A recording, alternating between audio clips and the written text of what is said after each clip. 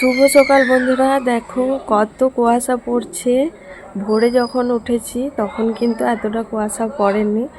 তারপর যত সকাল হচ্ছে ততই সব কুয়াশা বাড়ছে। তো কোথায় কোথায় এরকম কুয়াশা পড়ছে অবশ্যই জানিও।